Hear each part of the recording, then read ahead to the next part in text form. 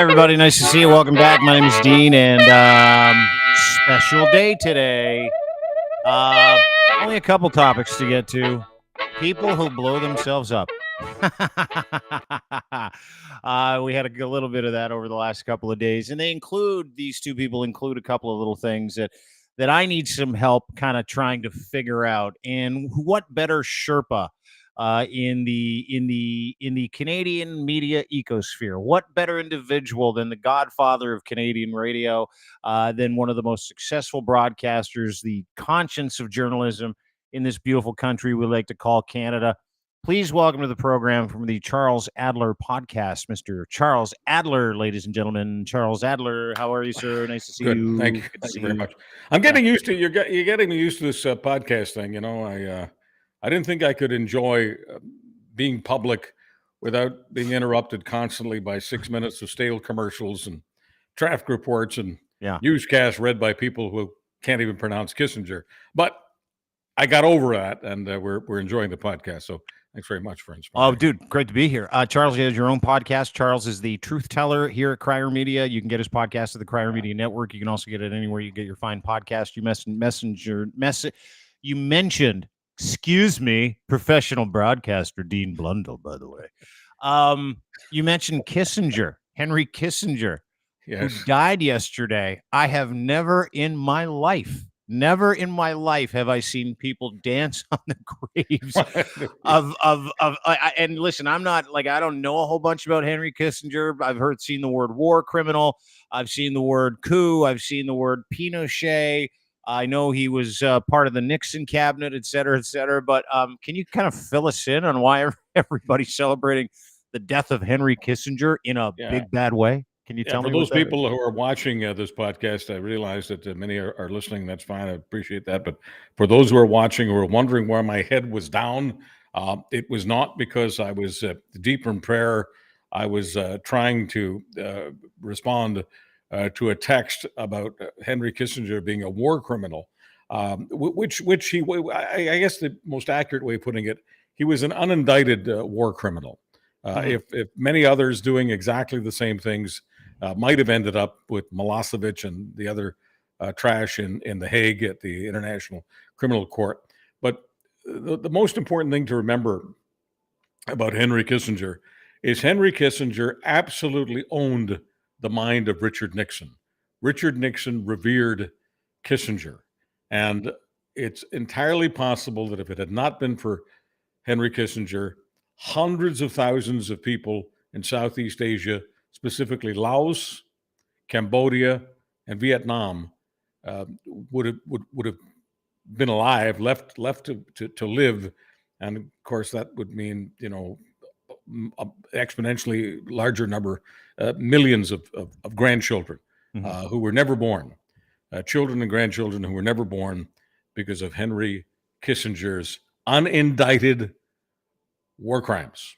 He's the guy that started Nam, right? Like he was the dude that was like, we got to go into Vietnam. We need some kind of distraction. Well, they were in Vietnam before Kissinger, but Kissinger helped to keep that horrible, horrible thing happening in the name of honor. They couldn't end the war without ending it with honor.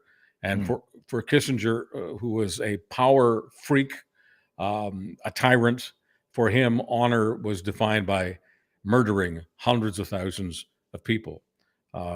It has always amazed me that the mainstream media so revered Kissinger just as Nixon did. He was like a Svengali, had that kind of Svengali or that kind of Rasputin effect. By the way, if you ever get a chance, we need to play Rasputin. A little bit Boney of Rasputin. Yeah, Boney M, because it's just one of the greatest things ever, and I can't. First of all, no, it isn't. It's one of the worst songs ever recorded. I loved it. Rasputin, and it literally gives me PTSD and reminds me of Christmas in Saskatchewan with my entire family every single time because of the Boney M Christmas record, and then they put on another Boney M record. So Babylon didn't do much for you either. No, nothing. Absolutely nothing. No, I loved everything. I even loved the name Boney M. I know you do. Well, I'm pretty sure I do, dude. I have no idea what. But in any case, moving from Boney M to Kissinger, you know what? Let's just get past it. He lived to see 100. He lived far too long, but he was bound to die. Yeah. And this week he did. Well, there you go. Henry Kissinger is dead, from the voice of Charles Adler. What else do you say? Oh, he's a war criminal, and he was unindicted. He's dead. I don't do New York Times obituaries. Okay, I just speak from the heart. Well, you should. That might be next for us, doing verbal obits of bad people. I want to get to a couple of things with you today, because and specifically one, because you and I had a long chat last night, and obviously we send information back and forth. And one of the incredible stories in the last couple of years is the rise of Elon Musk, his ownership of Twitter, his ability to say whatever he wants unfettered, because he's one of the richest guys in the entire world. And he's, a victim of himself, steps in it all the time. He said yesterday in this interview, we're going to play clips of it, which was an absolute unmitigated disaster, with Andrew Sorkin from the New York Times, and claims to be friends. We'll get to that in just a minute. But fresh off of what appeared to be an apology tour of Israel, after he supported an anti-Semitic tweet, which has since been deleted. And let's just get to the tweet real quick. Someone tweeted, "Okay, Jewish communities have been pushing the exact kind of dialectical hatred against whites that they claim to want people to stop using against them. I'm deeply disinterested in giving the tiniest shit about Western Jewish populations coming to the disturbing ... I don't even need to finish it. Elon then boosts that with a reply. He says, "You have said the actual truth." The format and the ecosystem of Twitter is no stranger to anti-Semitism and the enabling or the boosting of certain accounts that believe anti-Semitism is just an alternative opinion, which is widely gathered. The ADL has been on his ass this entire time, saying, "Hey, dude, you got to take all this stuff down. You're promoting hatred." And it all kind of came to a head yesterday, where he basically told all of his advertisers they could FO, if you will. And not just his advertisers, but naming some of his biggest advertisers by name, specifically Bob Iger from Disney. I'd like to play the clip, and I want to get your thoughts, because this is one of, if not one of the worst business decisions in public I have ever seen in my life. Let's watch it together. Now, obviously, you know that there's a public perception that, and you're clarifying this now, but there's a public perception that was part of a apology tour, if you will. That this had been said online. There was all of the criticism. There was advertisers leaving. We talked to Bob Iger I hope today. they stop. You hope? Don't advertise. You don't want them to advertise? No. What do you mean? If somebody's going to try to blackmail me with advertising, blackmail me with money, go fuck yourself. But go fuck yourself. Is that clear? I hope it is. Hey, Bob, if you're in the audience. well, let me ask you then. That's how I feel. Don't advertise. How do you think then about the economics of X? If part of the underlying model, at least today, and maybe it needs to shift, maybe the answer is it needs to shift away from advertising. If you believe that this is the one part of your business where you will be beholden to those who have this view, what do you do? GFY. I understand that, but there's a reality too, right? Yes. No. I mean, Linda Yaccarino's right here, and she's got to sell advertising. Absolutely. So, totally. So, actually, what this advertising boycott is going to do, it's going to kill the company. And do you think that and the whole world will know that those advertisers killed the company, and we will document it in great detail. But those advertisers, I imagine, are going to say, we didn't kill the company. Oh yeah. They're going to say, tell it to Earth. But they're going to say, Elon, that you killed the company because you said these things, and that they were inappropriate things, and that they didn't feel comfortable on the platform, right? That's what they're going to say. And let's see how Earth responds to that. Earth. It's one thing to see how Earth responds to it. It's very generic. It's another thing to see how you respond to this, because I thought it was one of the most awkward exchanges and the worst business decisions ever, Charles. I mentioned the other day about certain politicians just being click whores, and it's not good for the world. It's not good for Canada. It's not good for democracy. And Elon Musk at times is a click whore. I mean, he knows that if he says you know, basically, go make love to yourself, or in whatever way he chooses to say it. He knows that that's going to get a lot of action. It'll get a lot of action on X. It'll get a lot of action on Instagram and, everywhere on social media. And that to Elon Musk is a very big deal. He likes to be the center of attraction. He's got some kind of narcissist thing going on, but mostly what he's got going on is a consequence-free life. Because he's the richest person in the world, he feels that Bob Iger at Disney and the others who are not advertising on X right now, it used to be called Twitter, he just feels that nobody can hurt him. And this is his way of saying over and over and over again, I am the richest guy in the world. So go reproduce, go forth and multiply. You can't touch me. I'm untouchable. And if that sounds like the feelings of a child, yeah, some people call this arrested development. I just think that Elon Musk would not be doing much of this or most of this or maybe any of this if he wasn't so rich that he just personally will not be affected. If X goes down, from Elon Musk's point of view, whatever, I was getting bored with it anyway. And there's that's part of the narrative, right? And he's being celebrated in certain circles today for being the guy who can, run fast and break stuff and not give a crap. He's also being celebrated by people saying, way to go, way to stand up to the establishment. But we still have some material issues here. The material issue of him spending $44 billion of other people's money on Twitter. The issue that now it is worth roughly between 8 to 10 billion, latest valuation that I saw this morning. So he's somehow torched 34 billion in value in the last year and a half since he's taken over. And the advertisers, which were 90%, are now down to 59%. And Disney and a whole bunch of other advertisers have said, hey, listen, if you're going to enable this kind of hatred, if you're going to be boosting this kind of anti-Semitism, and I want to get to what qualifies as anti-Semitism and anti-Semitic shit.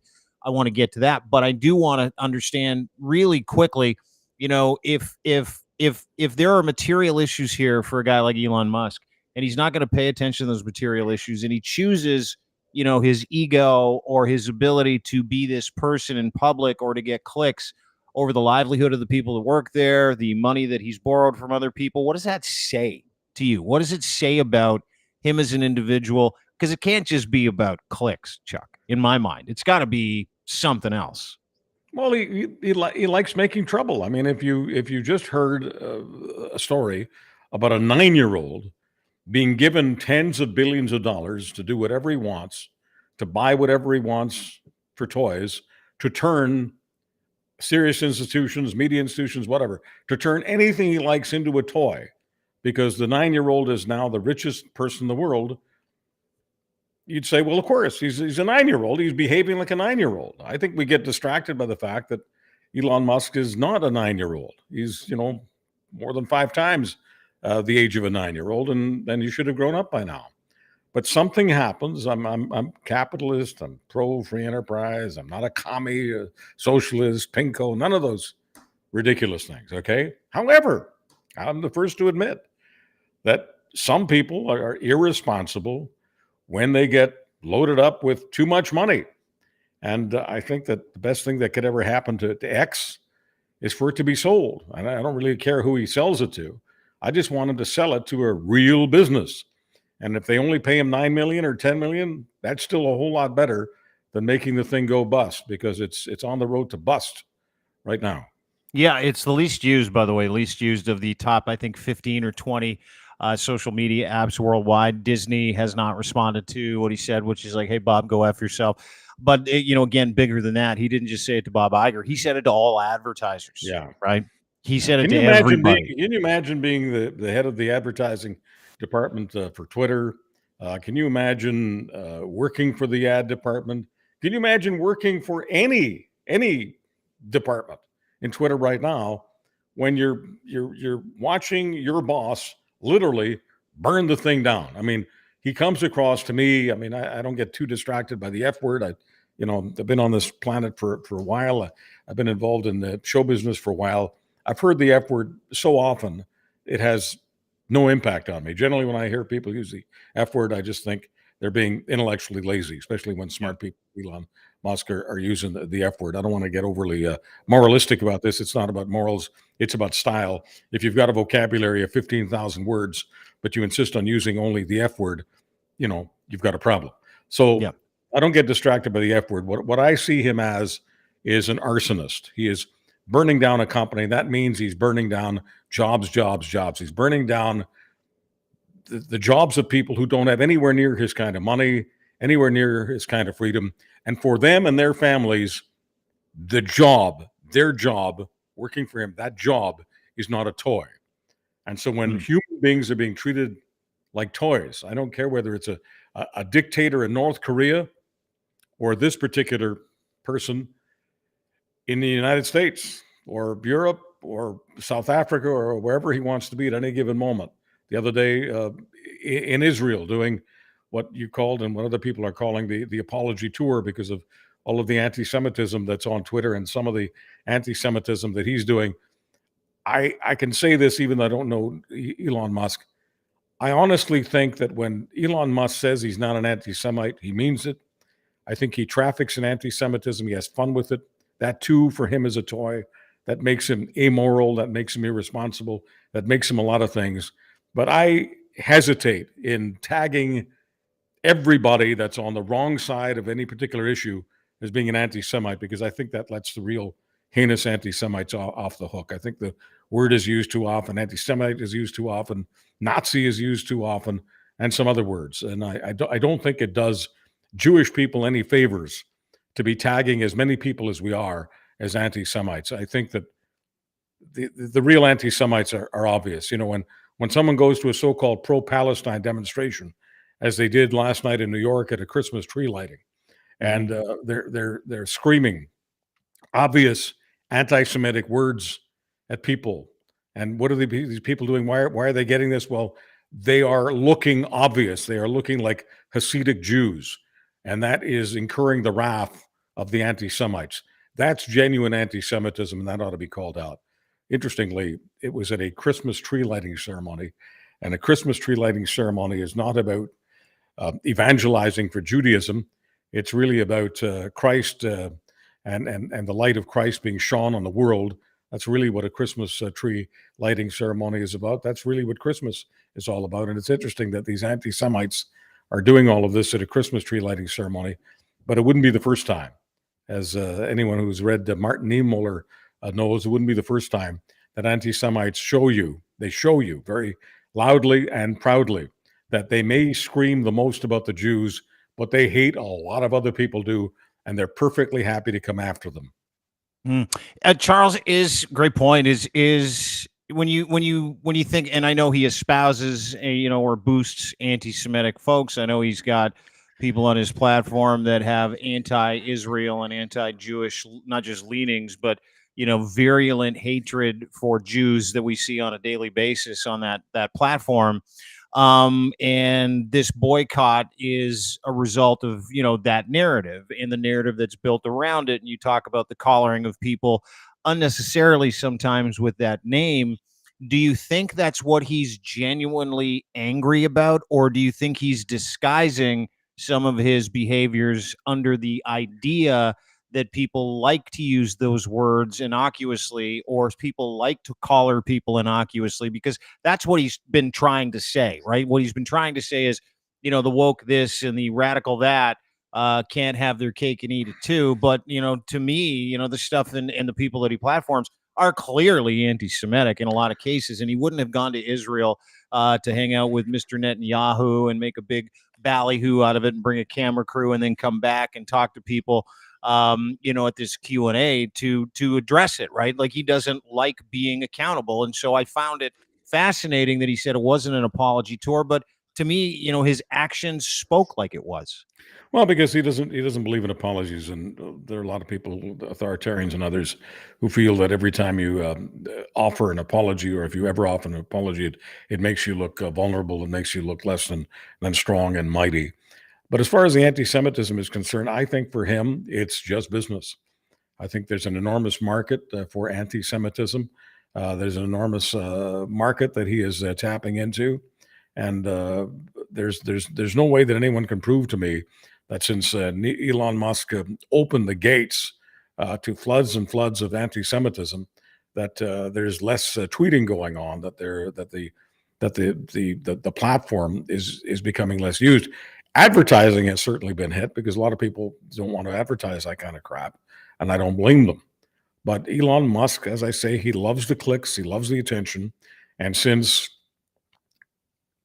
allowing a lot of accounts that had been suspended for their anti-Semitism, since giving them back their licenses, he has basically increased in his mind the power of Twitter. And I think we have to remind ourselves these people are all at the end of the trail. And that's why sometimes a whole lot of sophisticated analysis is completely unnecessary. Whatever their particular psychological proclivities are, at the end of the trail, they're all about one thing. All the people who get on our nerves, they're about power. And some people become hungry for power. They get some power. They become hungry for more. And Elon Musk is as ravenous a power monger as anyone I've seen lately. And that's not an ugly thing to say. It's a truthful thing to say. There it is on the screen for those people who are watching. I'm known as Adler, the truth teller. There's no money that's coming to me for telling the truth about Elon Musk as I see it, but it's the truth. And that's why I'm telling it. No, I appreciate that too, because I think a lot of people saw it. And the other thing that is very truthful, if you're watching with us on YouTube, Crier Media or Dean Blundell Show on YouTube, you can rate, subscribe, and watch this live. If you're just listening to it on any one of the audio hosting podcast hosting services, whether it be Google, Apple, Spotify, what you didn't see, you heard it. What you didn't see was his demeanor. What you didn't see is how disheveled he looked, and like a dollar store Indiana Jones with his bomber jacket. And his disheveled hair, fresh off a trip to Israel, and he went right to New York for that Q&A with Andrew Sorkin, who he called Jeff later on in the interview. That was a lot of fun. Said they were friends. I think he called him. I think he called him Jonathan. He said, I'm Jonathan. only doing this because we're good friends, Jonathan. Jonathan, what a load of crap! I'm only on a broadcast that's being seen around the world. Yeah. On one of the premier business channels of NBC, so it'll be seen on NBC as well. Never mind all the social media. So I'm only here at the center of the universe in New York City because you're my friend, Jonathan. And Jonathan, of course, is not Jonathan. He's Andrew. Andrew says, "Oh, by the way, my name is Andrew." Is actually one of the better moments. Here's the clip. Let's just watch it real quick. Let's watch this. So I will certainly not pander. And Jonathan, the only reason I'm here is because you were a friend. What was my speaking fee? You're not making any. First of all, I'm Andrew, but yeah, sorry, it's okay.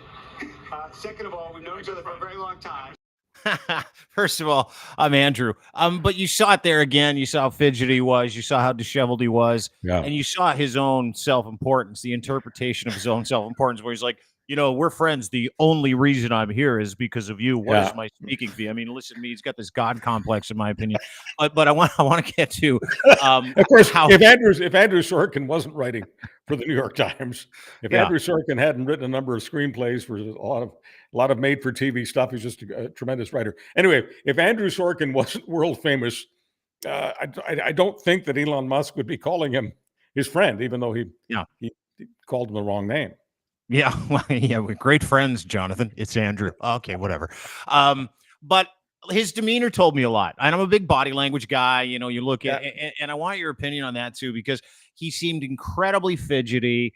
He seemed very uncomfortable, and he seemed emotional. And I'm a big fan of being able to control your emotions in the moment. It says a lot about someone that has the ability to respond well, someone who isn't jacked up, someone who isn't angry. When you're angry and I see that you're angry, two things that I do is I pick at the scab, and you let everybody know when you're angry that you're not centered, you're not well. And that's kind of what I saw. I saw a man who was not well, get overly emotional, respond in an incredibly poor way on behalf of his company, and really give it away. Did you see kind of the same thing, Chuck? Yeah. I mean, he had three gears: passive aggressive, hyper aggressive, and irrational.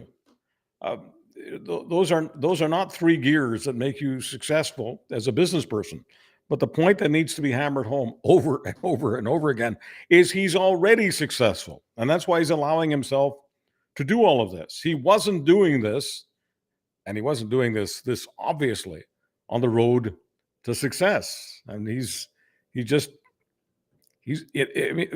one of the problems that Elon Musk has, and he's a brilliant guy, so I'm not trying to take anything away from his basic intelligence. He's a brilliant guy.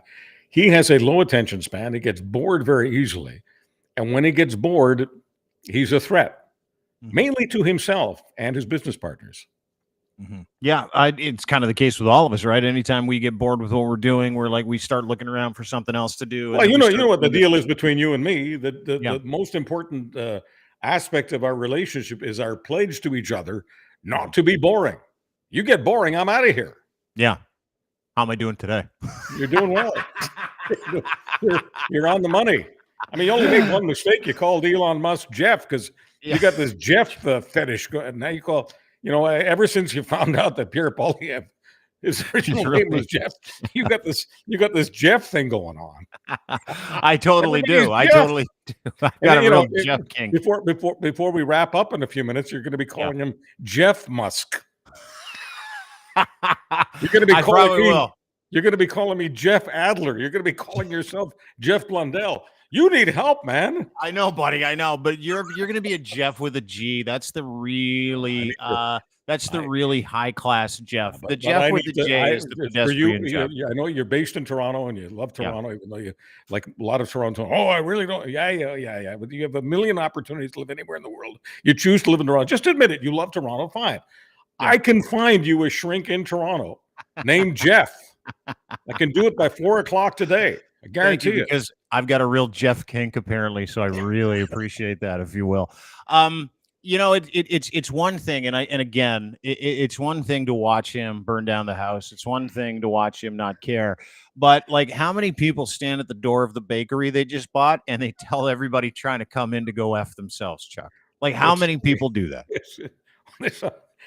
There is something wrong. Look, for him to say what he said to the advertisers, he is, and pretend that it doesn't matter to him. He clearly cares. He clearly cares that he's in the doghouse with all of these advertisers. If there's one thing that Elon Musk does know about his own business, there's no way that he could have become as successful as he is without a lot of people putting money in his bank account and putting money on him, especially when he was a less solid figure than he is right now. He wasn't always Mr. Tesla, okay? Tesla is one of history's great success stories, and Elon Musk deserves a lot of credit. But Elon Musk could not have done it alone. He needed to access capital. So when he sees some of the world's most serious capitalists dismissing him and dissing him and turning on him, at some level, it's got to bother him. Well, and I think that's why we saw the response that we saw, right? When everybody decides to pull out, and the lack of accountability in the statements that he made yesterday. Say what you want about the meltdown and how disheveled and awful he looked and how unwell he looked, but the lack of accountability or accountability capital that I saw yesterday was truly phenomenal. And it was really from the end of that whole thing where he was like, "Hey, listen, this boycott, the advertisers that we should be bending over backwards for," I'm paraphrasing, obviously, I'm adding my own stuff into this, bending over backwards for can go F themselves. They will be the end of this company. The theys in this case are massive corporations with huge social media budgets. He is underwater, and he's telling people that it's going to be their fault if they don't want to have anything to do being on a format and a platform and an app, that he can say whatever he wants, including promoting anti-Semitic stuff and images that are totally wrong and conspiracy theories about Paul Pelosi. I mean, it's bizarre because it just shoves accountability over to other people when really a fair-minded individual can look at this and go, "Hey, listen, this is a brand safety issue for a lot of people, and it's a commerce issue and a capitalism issue more than it is anything else." And for a guy who believes in pure market capitalism to tell people to go F themselves, I find it disingenuously dumb, Chuck. You've never inspired me more, my good friend Jeff. Never more than right now. I'm moved. I really am moved. What was your name again? Jeff. Ladies and gentlemen, the Charles Adler, at Charles Adler on Twitter. Download his podcast anywhere you get your fine podcast. He is a legend. He is my friend. He is my mentor. And I've learned more from him in the last month and a half than I did from 12 years of school. So please do yourself a favor, follow this man and download his podcast. And thank you, Charles, for being here. Really appreciate it. Give him a follow on X as well while it's still around. At Charles Adler is where you can find him, or charlesadler.com. And for everyone who's paying attention to this and wants to hate on me because you don't like my attitude, you don't like my face, you don't like my voice, whatever it is, okay? Yes. Whatever it is that you don't like and despise, please send your email to jeffadler@gmail.com because I guarantee you that I won't see it.